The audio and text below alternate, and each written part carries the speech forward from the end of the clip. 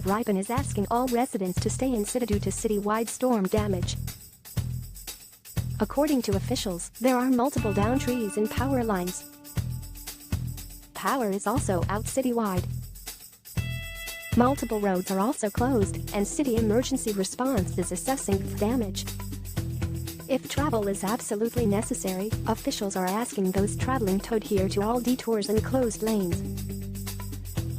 Those in need of emergency assistance are asked to call 911. There was no further information available. Local 5 will update this story if more information is released.